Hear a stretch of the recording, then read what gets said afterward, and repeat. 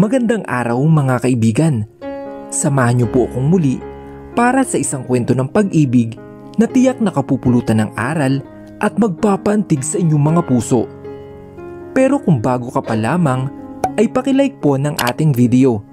Pakiclick ng subscribe button, gayon din ang bell icon para lagi kang updated sa mga susunod ko pang upload.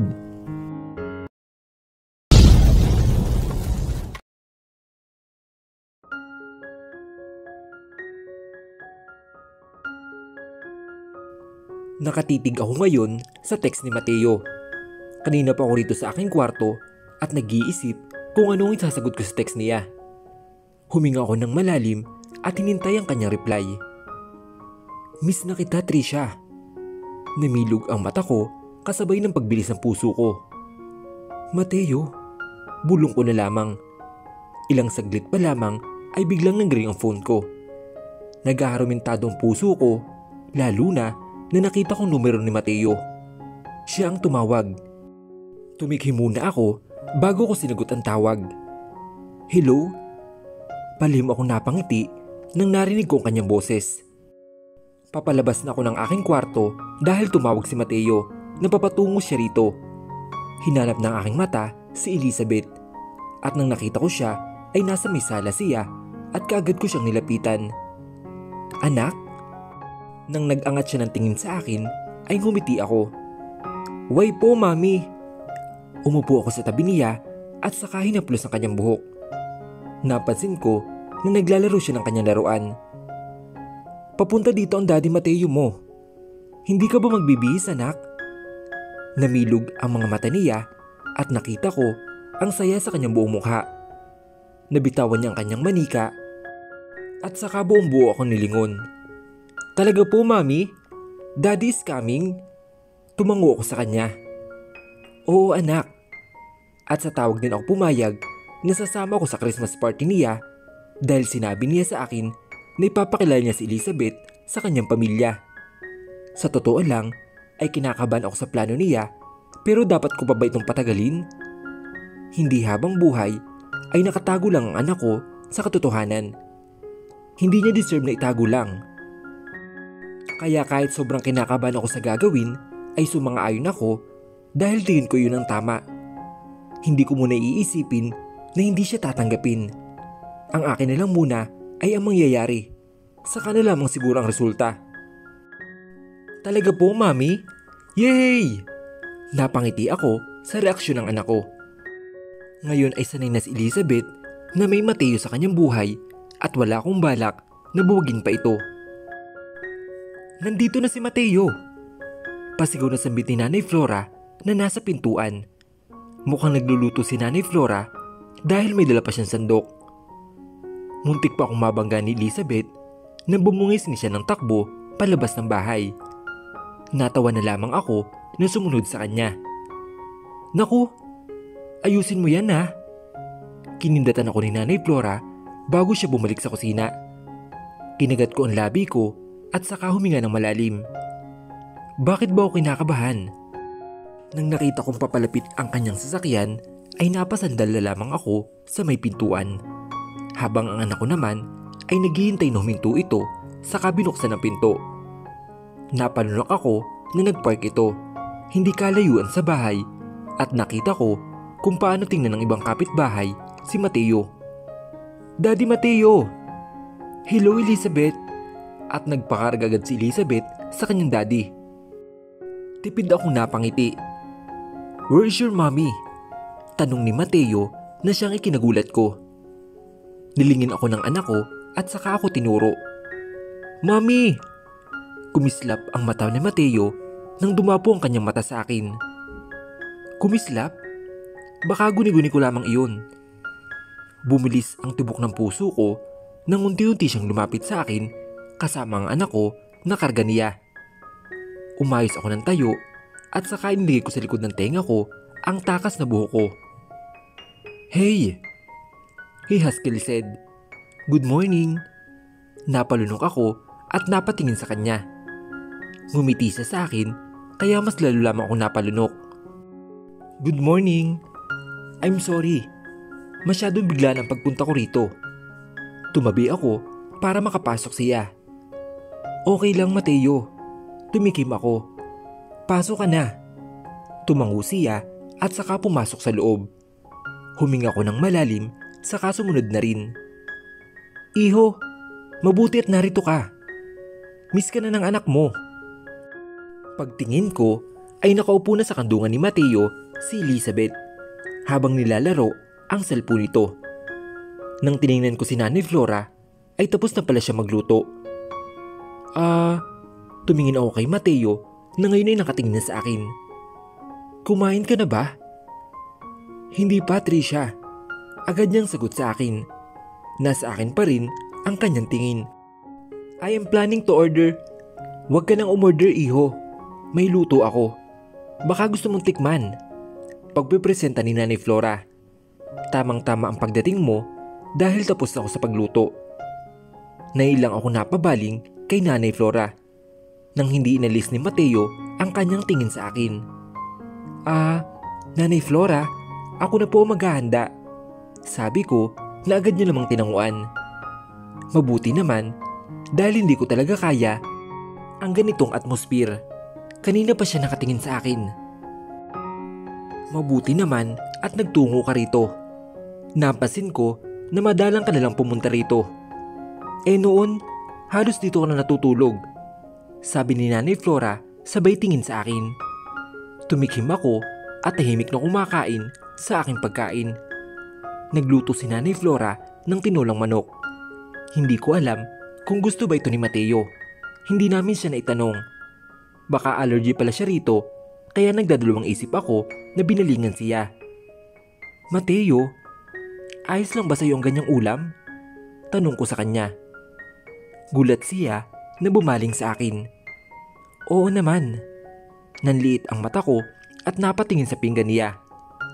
Sure ka ba? Pwede naman tayo mag-order kung ayaw mo ng pagkain. No, it's okay Trisha. Gusto ko nga at masarap Bumuntong hininga ako at saka ako tumango. Akmang babalik na sana ako sa sarili kong pagkain nang bigla siyang nagsalita. How about you Trisha? Gusto mo ba ang pagkain? Kumunot ang noo ko sa kanya. Ha? Napakamot siya sa kanyang ulo bago siya umiling-iling. Maybe you want more. Okay lang sa akin. Gusto ko kasi ang luto ni Nanay Flora. Sabi ko sa kanya at saka nag-iwas ng tingin. Hindi na kailangan. Alright. Kinagat ko na lamang ibabang labi ko bago ako nagpatuloy sa pagkain. Trisha. Natigil ako sa paghuhugas ng pinggan. Nang biglang sumulpot si Mateo sa gilid ko. Saglit ko lamang siyang tiningnan at saka nagpatuloy sa ginagawa. Bakit Mateo? May kailangan ka ba? Sinimulan ko ng banlawan ang mga hugasin. Can we talk, Trisha?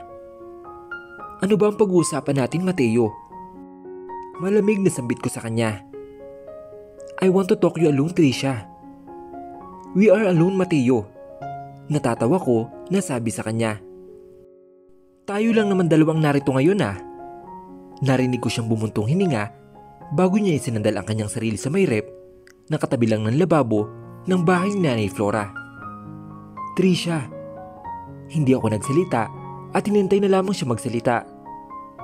Patawarin mo ako. Ilang beses ka na nagsosorry Okay na yun. Malamig ko na sabi sa kanya. I am sorry because I really can't help myself. Hindi ko talaga kaya, Trisha. Anong hindi mo kaya, Mateo? Tinigil ko ang pagbabanlaw at saka siya hinarap. Anong hindi mo kaya? Hindi ko kaya na mahalin kayo papalayo, Trisha. Namilog ang mata ko. Parang ako naging dependent sa iyo. Hindi ko kaya na hindi lumapit. I am sorry because of that. Sabi niya sa akin.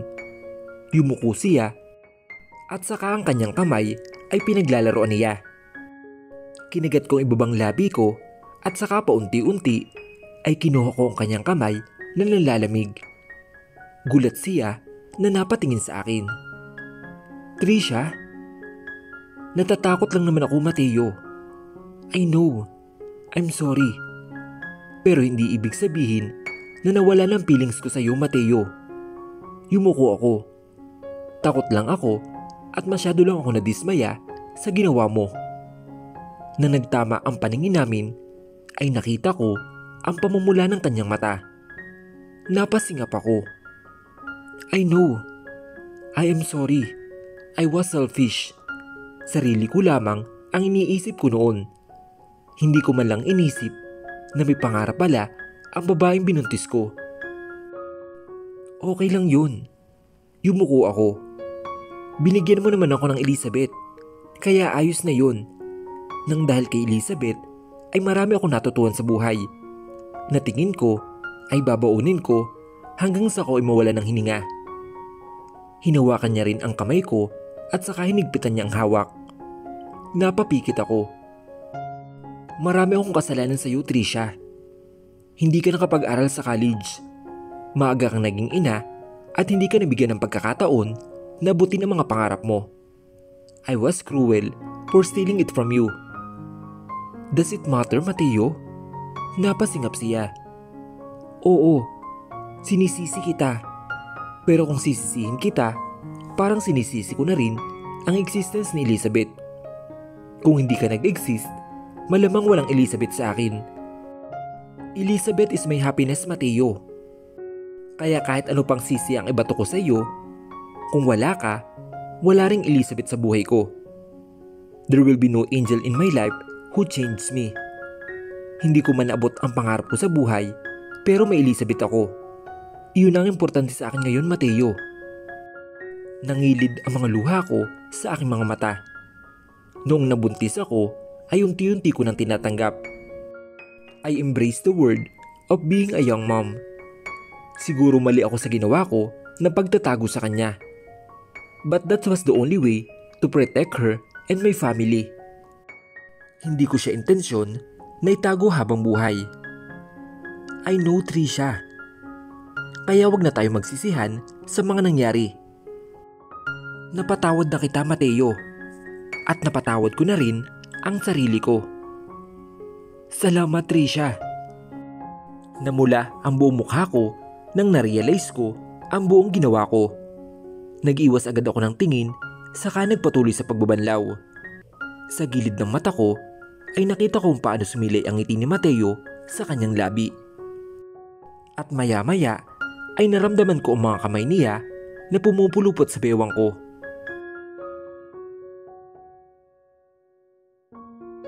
Ilang linggo ang nakalipas at sobrang dami na ang nangyari. Sa isang iglap ay araw-araw na ulit bumibisita si Mateo sa bahay namin. Matapos ang pag-uusap na iyon ay parang bumalik sa dating lahat. Masaya ako na ganoon. Pero sa tuwing kami lang ang natitira sa isang lugar ay kinakabahan ako. Dahil iba ang nararamdaman ko sa kanyang mga tingin. Showy siya sa feelings niya habang ako ay hindi. At ngayon, mas lalo lamang ako kinakabahan dahil sa araw na ito ay ang Pasko. Merry Christmas, friend! Sayang, out of the country ako ngayon. Natawa ako habang kausap ko si Michelle sa kabilang linya. Merry Christmas din.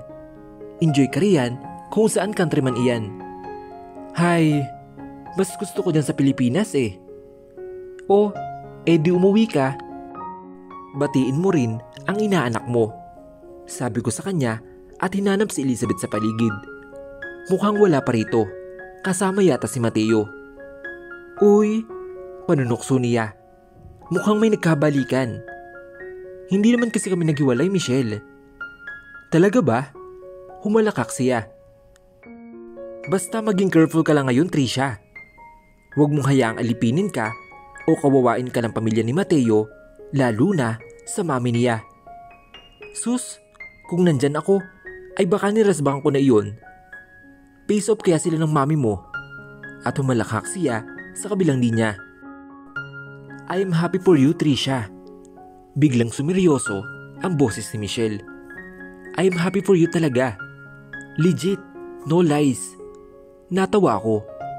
Ikaw naman? Totoo ang sinasabi ko, ha? Sana lang talaga ay maging seryoso na talaga kayo ni Mateo at magpakasal kayo lalo na at may anak kayong dalawa. Ayoko na pakasalan niyo ako, Michelle, dahil lang sa may anak na kami.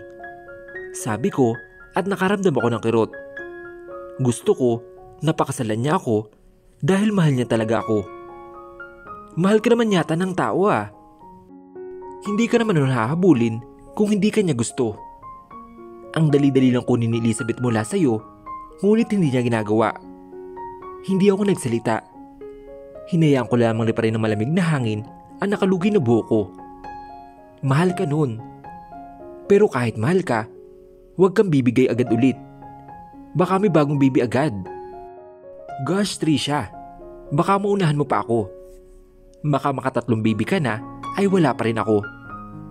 Bata ka pa naman. At mas lalo ikaw, Trisha. Alam ko. Take pills ah. Namula ako. Huwag mo na nga yan sabihin. Nahihiya ka? Parang hindi ka inaararo ni Mateo ah. Ducks talaga ang mga half Japanese. Kaya kahit ano pang pills mo, kung sharpshooter iyan, ay baka mabuntis ka na naman. Michelle, sabay ko dahil pulang-pula talaga ang mukha ko. Tigilan mo nga iyan. Bakit ka ba mahihiya? Naka-loudspeaker ba yan? At tumawa siya ng tumawa sa kabilang linya. Merry Christmas! Hindi ko mapigilan ng aking sarili na mapangiti nang nakita ko si Mateo. May dala siya na isang bouquet ng rosas. Pulang-pula ito at sariwang-sariwa. Nang tuluyan na siya nakalapit sa akin ay isang pagbilis naman ng tibok ng aking puso. Kinagat ko ibabang labi ko at halos mangatog ang aking tuhod. Merry Christmas din, Mateo. Medyo nahihiya ako na sabi. Nang inilahad niya sa akin ang bulaklak ay bahagyang umawang ang labi ko. Nagwawala na rin ang puso ko at kung talagang walang awkwardness na nakaharang sa aming dalawa ay baka kanina ko pa siya niyakap at saka hinalikan. Aba, Trisha, halikan talaga? Bulong ko sa aking isipan. Tumikim ako at saka ko tinanggap ang bulaklak. Parang saglit na tumigil ang mundo ko nang bigla siyang lumapit lalo.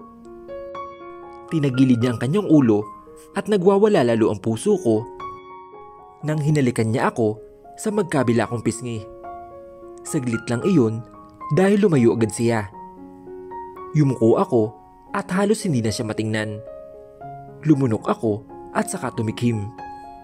Inamoy ko rin ang bulaklak bago ko siya tiningnan. Ngunit hanggang ilong lang niya ang aking tingin dahil nahihiya ako na tingnan siya sa mata. Salamat. Lumawak ang kanyang ngiti. You're welcome, Trisha. Tumikim ako. Pasok ka muna. Pasensya ka na ha. Hindi pa masyado akong ready. Nagmamadali ka ba? Umiling siya. Not at all. Awkward na tumango ako. Sige, pumasok ka muna. Malamig pa naman sa labas. At nauna na akong pumasok sa loob, dala-dala ang kanyang bigay na bulaklak. Daddy Mateo! Sobra po akong excited na ma-meet ang mami niyo po. Maligayang sambit ni Elizabeth. Nagulat ako roon kaya napalingon ako sa kanila. Lola mo, Elizabeth. Mateo corrected. Say Lola to her, Elizabeth. Okay po, Daddy. Napalunok ako at saka nag-iwas ng tingin. Ang huling pagkikita namin ni Tita Claudia ay hindi maganda. At sa gagawin ni Mateo ay baka magkakagulo pa sa Christmas party. Pero hindi naman siguro sisirain ng mami ni Mateo ang party dahil lang sa amin. She invited us. Hindi namin isiniksik ang aming sarili sa party na iyon dahil pwede kami magpa-party rito ng simple lang. Suot ko isang royal blue na tube dress. Ang aking buhok ay nakaban. Pink lipstick lang ang nilagay ko sa aking labi at konting foundation naman sa mukha. Ikaw, Nanay Flora, you can come with us. Agad na tumanggi si Nanay Flora. Hindi na, iho. May celebration din kasi kami sa simbahan. Mas mabuting kayo na lang. Sana ay masaya maging pagdiriwang ninyo ng Pasko. Uuwing may ngiti sa labi ang mag-ina na iyan. Huminga ako ng malalim at saka humarap na sa salamin. Umikot-ikot din ako para makita ko rin ang ibang angle sa suot ko na ito. Bukod kay Tita Claudia at kay Jelay, mukhang makikita ko rin si Mami. Walang kaalam-alam ang lahat na anak ako ng isang congresswoman. Dahil ang akalang tagroon ay nasa ibang bansa ang nag-iisang anak nila. Medyo kinakabahan ako dahil baka lalapit si Mami sa akin. Okay lang naman kung talagang okay lang kami. Ngunit hindi. May agenda siya at iyon ay ang ibalik ako sa kanya siguro. Pero hindi ako sasama hanggat hindi ko kasama ang anak ko. Nilubayan ko na ang salamin at saka lumapit na sa anak ko. Umupo ako upang magka-level ng aming tingin at saka inayos ko ang kanyang buhok. Ready ka na ba, anak? Mami, ano po ba magiging party po? Many people po ba? Tumango ako at saka hinaplos ang kanyang pisngi. Oo anak, enjoy tayo ron ha. At saka behave ka lang. Opo mami, first time ko ba mag-Christmas with daddy? Maligaya niyang sabit sa akin. Nang sinulyapan ko si Mateo, ay nakatingin siya sa amin. Napalunok ako at saka napaiwas na lamang tingin. I hope this will be a happy Christmas. Nang nakarating kami sa venue, ay halos malaglag ang pangako sa sobrang ingrande. Hawak-hawak ko ang kamay ng anak ko, habang si Mateo naman ay nasa tabi ko, napilit hinahawakan ng kamay ko. Trisha, saglit ko siyang tiningala. Bakit? Lumunok siya saglit bago nagbaba ng tingin sa aking kamay. Naibaba ko rin ang tingin ko roon. We should hold hands, aniya sa akin. At bago pa man ako makasagot, ay kinuha niya ang kamay ko at pinagsilikop ito. Mahina akong napasinghap at makahulugan ko siyang tiningnan. We should find a seat first. Hindi pa nakakarating si Mom and Dad, aniya sa akin. Maganda ang design ng venue.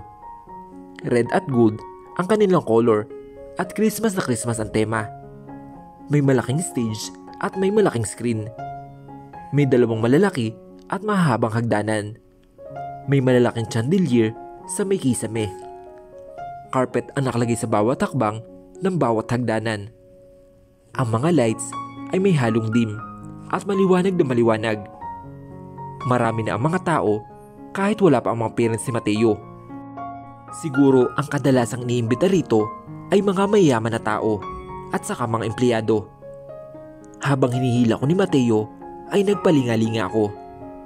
Nagbabaka sakali ako na makita si Mami. Hindi pa nga kami nakakarating sa isang table ay bigla kaming hinarangan ng isang lalaki. Naka-black suit ito at malaki ang ngiti. Kumunot ang noo ko rito bago ko sinilip ang anak ko na ngayon ay kasalukuyang ini-enjoy ang pagtatanaw sa magandang disenyo dito sa venue. Good evening Mr. Mateo. Akala ko ay hindi ka makakarating. Napatingin sa akin ang matandang lalaki na may ngiti sa labi. You brought a date? Tumikim si Mateo. Well yes, Mr. La Chica. This is Trisha. Sabay hapit sa bewang ko. My girlfriend. And who's this little girl? Our daughter. Diretsong sagot ni Mateo. Napatingin tuloy ako sa kanya. Umawang ang labi ng matanda. Your daughter? Napakurap-kurap siya. You're married, Mateo? Agad na tumango si Mateo. Gusto ko sanang lilawin sa matanda na hindi pa. Pero hindi ko rin kaya magsalita dahil sa gulat na naramdaman ko. Mateo, I thought your mom... Hindi na nakapagsalita pa ang matanda nang may tumawag sa kanya. Nagpatuloy na lang kami sa paglalakad ni Mateo hanggang sa nakarating na nga kami. Daddy, ang dami pong balloons, sabi ni Elizabeth nang inupo ko siya sa may eleganting upuan. And I saw a fountain of chocolate. Totoo po ba iyon? Tumango si Mateo bago siya umupo. Yes anak, totoo iyon. After the program, ay lalapitan natin iyon para matry mo. Okay po daddy, yehey! Tumikim ako. Hindi mo na dapat sinabi yun sa matanda, Mateo. Kunot na akong tiningnan si Mateo. Ang alin, Trisha? Na-girlfriend mo ako. Talagang girlfriend naman kita, di ba? At sa kami anak na tayo. Sabay tingin niya kay Elizabeth. I am going to tell her after this party. Napalunok ako pero tumango rin ako. Siguro naman nasasaya ang anak ko kapag nalaman niya na si Mateo ang totoong daddy niya. Ang hindi ko lang sigurado ay ang reaksyon ng magulang ni Mateo, lalo na sa mami niya. Ilang minuto pa kami naghintay bago nagsitayo ng mga bisita. Dahil na rin sa kuryosidad ay tumayo na rin ako at sumabay sa palakpakan. Let us all welcome Mr. and Mrs. Lopez. At nakita ko ang pagbaba ng mag-asawa mula sa hagdan. Tita Claudia is wearing a red gown na bagay sa kanya. Mr. Lopez naman ay kamukhang kamukha ni Mateo sa isang gray suit. Seryoso ang mukha nito at sa unang tingin mo pa lang ay istriktong-istrikto. Napalunok na lamang ako at mas lalong kinabahan sa event na ito. Nang umupo na ang mga tao ay umupo na rin ako. Tiningnan ko si Mateo na nasa parents niya ang kanyang tingin. Mateo, kung gusto mong puntahan ang mom at dad mo ay puntahan mo. Binalingan niya ako. Are you sure, Trisha? Saglit lang naman. Tumango ako. Sure, Mateo. Okay lang naman kami dito sa table ng anak mo. Tumango siya at tinalagan muna kami sa pisngi bago siya nagtungo sa kanyang mommy at daddy. Maraming mga tao. Mukhang maraming inimbita ang pamilya ni Mateo. Habang anak ko ay busy sa pagtanong sa mga tao sa paligid, ako naman ay pasimpleng tinitingnan si Mateo na humahalik sa pisngi ng kanyang ina na parang walang alitan. Nakipagkamayan naman siya sa kanyang ama bago siya tumabi dito. Welcome to our Christmas party, everyone. Kain lang kayo ng kain dahil mamaya ay may biggest announcement ang mga Lopez na sigurado ako na magpapagulat sa inyo. This will be the best Christmas for Lopez for sure. Ani ng MC. Si Tita Claudia ay todo beso at bati sa mga dumarating, pero kahit malayo ako ay kita ko sa kanyang galaw na parang may hinihintay siya. Is it Jelay? Hindi ko pa siya nakita rito. Natigil lamang ako sa aking ginagawa nang bigla akong kinalabit ni Elizabeth at nagtataka ko siyang nilingon. Bakit, anak? Ngumuso siya sa akin. Mommy, bakit po ang tagal ni Daddy Mateo? Si Daddy Mateo mo ay nasa pamilya niya, anak. Nagningning ang mata ng anak ko. Talaga po, Mami? Nasaan po? Nagpalingali nga siya at nang nakita niya ito sa harap, ay akmang bababa na sana si Elizabeth, ngunit bigla akong nataranta. Anak, sabay hawak ko sa kanyang braso. Mami, gusto ko pumamit ang parents ni Daddy Mateo. Bigla akong nanghina. Anak, Mami please. At nagpapi-ay siya sa akin. Kinagat ko ibabang labi ko at napapikit na lamang. Hindi kami maayos ni Tita Claudia at duda ko na ba kami masamang mangyayari sa party na ito, ngunit kailangan ko pa rin maging positibo, lalo na at Pasko naman. Anak, nangihina ko siyang tiningnan. Hindi pa kasi pwede, pero gagawa naman natin ang paraan. I will ask Daddy Mateo about it, okay? For now, let us enjoy the party. But I don't see any kids. Lumungkot ang kanyang mukha. Kinagat ko ibabang labi ko at saka tumango. Nagpalingali nga ako na nagbabaka sakali na may mga bata rin sa party na ito. Nang nakita kong isang stop, ay kagad ko itong nilapitan. Wine, ma'am? Nakangiting offer ng lalaki. Umiling ako. Hindi, sir. Pero, pwede po bang magtanong? Tumango siya sa akin. Yes, ma'am. May kids party ba rito? Like, exclusive for kids? Yes, ma'am. Nakahinga ako ng maluwag nang narinig ko iyon. Tinanong ko sa kanya kung nasaan at tinuro naman niya sa akin ang direksyon. Nagpasalamat ako sa kanya bago bumalik sa anak ko na nababagot na. "Mommy! Halika anak, may kids party doon." Tinuro ko ang left side ng hotel. "Maraming mga bata roon anak, nagpa-party." "Really mommy? But what about Daddy Mateo?" "Hayaan mo muna ang daddy mo ha, para naman makapagbanding sila ng pamilya niya." "Okay po mami." At bumaba na siya sa upuan. Matapos kong mahitid si Elizabeth roon, ay nagpaalam muna ako saglit para magtungo sa CR. Naiihi na kasi ako at mukhang matatagalan pa yata ang announcement. Dahil sa maraming bisita na ini-entertain ng mga Lopez. Nang nakarating ako ay agad akong umihi. Habang umiihi ako ay biglang may narinig ako ng mga boses. Ang isa ay pamilyar at ang isa ay hindi. "Gosh Jelay, ang swerte mo naman." "I know right?"